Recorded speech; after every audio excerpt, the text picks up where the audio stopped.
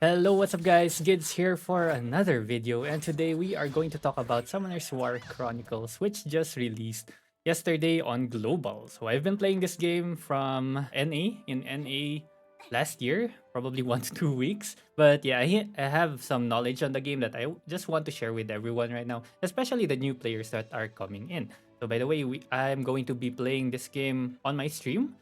So twitch.tv/GidsGG every 6 p.m. each time every day. So if you have more specific questions, you can just pop in there and ask me more questions. But with that, we can just go ahead and start with this quick beginner's guide for everyone. Let's go. So first things first, we are going to start off with a reroll guide for everyone who wants to start off with rerolling. I know there's a lot of people that have already progressed, but the rerolling part of this game is actually very simple. You just have to complete around 15 minutes worth of main quest at the start. So complete it until chapter 13 and you'll be able to do a 30 summon of 10 pieces each every single time. So that's going to be an easy one for you. You'll be able to select which monsters you really want to keep, and you can just keep rerolling until you are satisfied. So once you have done your quest, you'll be given 30 summons. But if that 30 10x summons, okay, if that 30 10x summons is not yet enough for you, you can still reset. You'll be given a small quest where you have to defeat 50 monsters in the field, and then you'll be able to get 30 more 10x summons again. So yeah, make sure to just get whichever monster that you really want. It doesn't really matter for me which 5-star monsters you get, because in the end 5-star monsters are hard to come by, and skill ups for those monsters are going to be really hard to get, and skill ups are a huge part of making monsters very strong. So it's best to focus on the free to play monsters at 3 stars, 4 stars if you can. Okay, unless you're a whale, then go ahead and go ham, go get that 5-star monsters to the max already. Okay.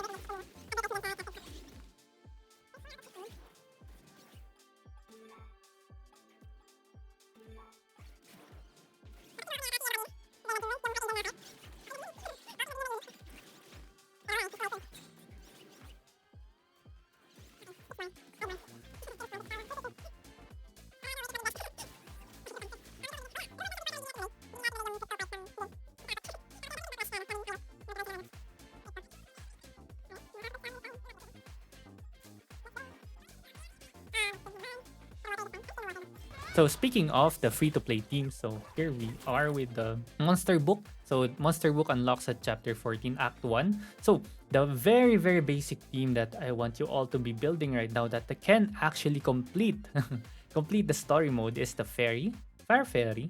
Okay. Elements matter here. Fire Fairy for your DPS, and then for your tank slash support, you're going to want Water Garuda over here. So Water Garuda, and then for your full support, you're going to go with Wind. It's going to be the Wind Pixie.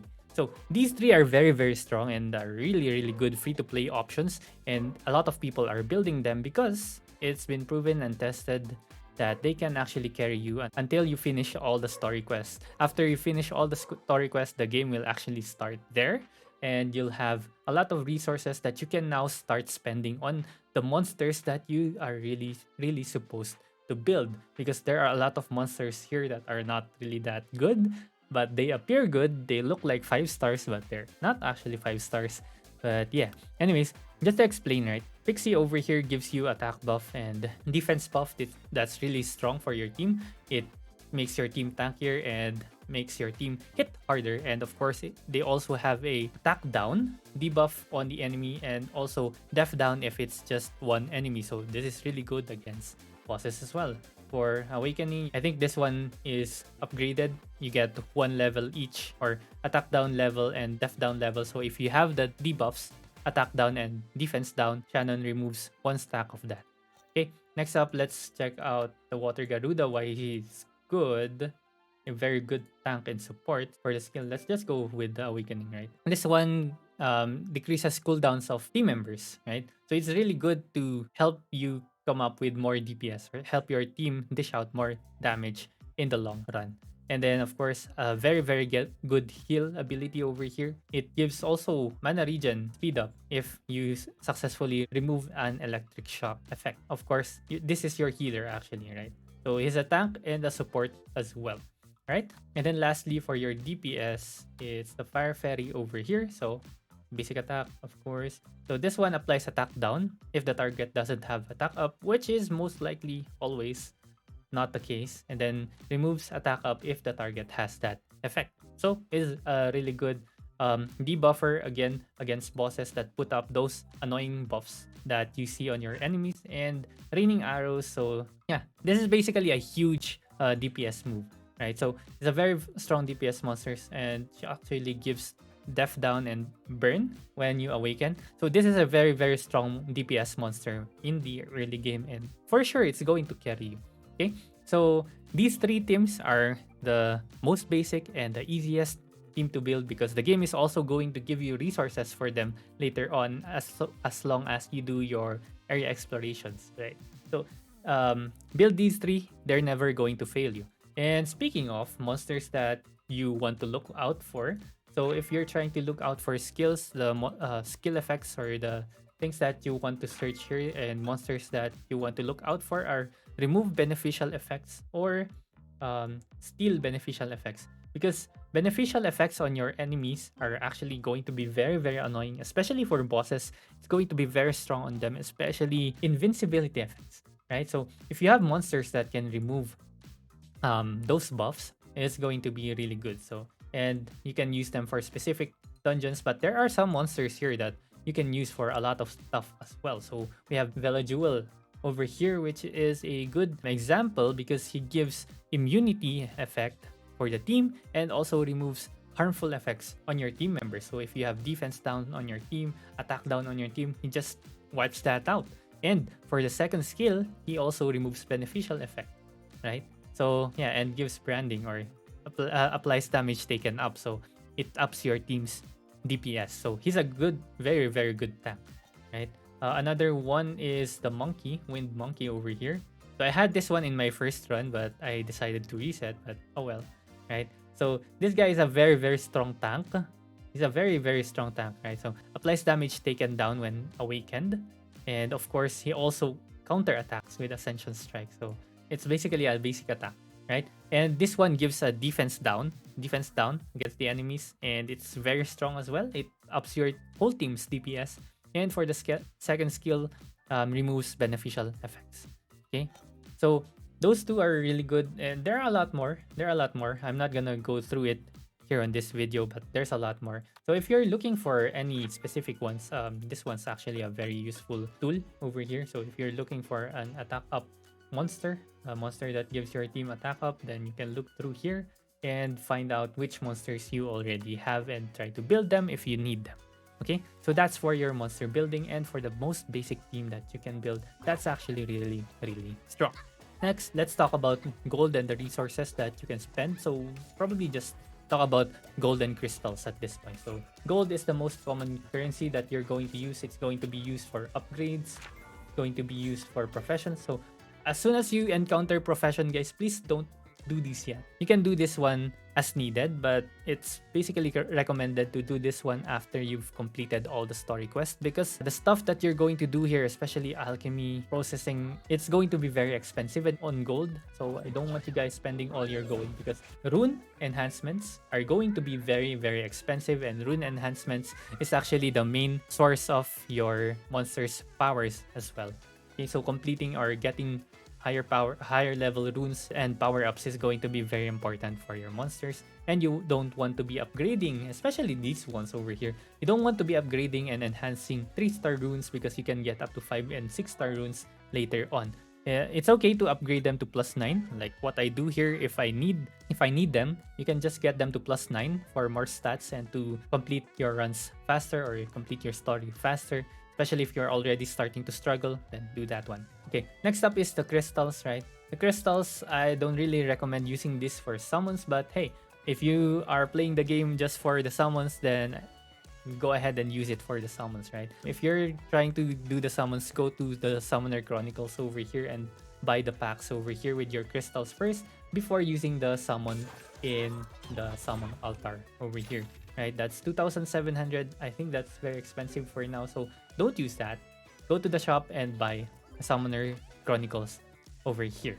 Okay, so I've already bought mine because I'm in the game just for fun. I'm not really trying to be competitive. I just want to summon the cool monsters that I had in Sky Arena. Yeah, I don't really care, but if you really care where to use your crystals, you can use it in Kairos. Okay, so you have additional entries per day, 3 resets, and it's going to be more expensive every time you buy the resets. And this is very important because this is where you get most of your resources: Kairos Dungeon, Path of Growth for runes and other stuff, and of course your party dungeon as well.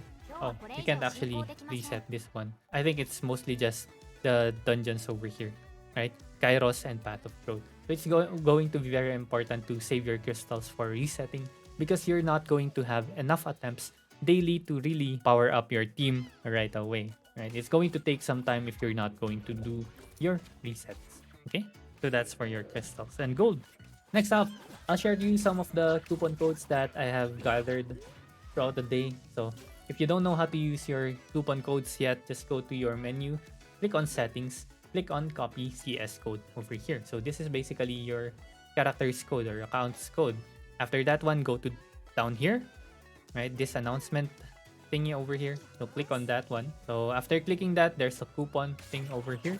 Click on that one, and then you just put your CS code over here and then your coupon code. So I'll bring up the codes on the screen right now, right? So just check them out. So that's pretty much it for this quick guide for now. I'll be doing more specific guides later on, especially on how to power up your monsters and probably clearing some dungeons, dungeon teams, and yeah, all those kinds of stuff. But for now, that's it for me. Like the video if it helps, and subscribe if you haven't yet. Comment down below if you have any other tips and tricks that you want to share early on in the game for beginners, especially, right? And of course, advanced tips and tricks are always going to be much appreciated. So that's it for me. Thank you very much for watching. See you again next time. Bye-bye.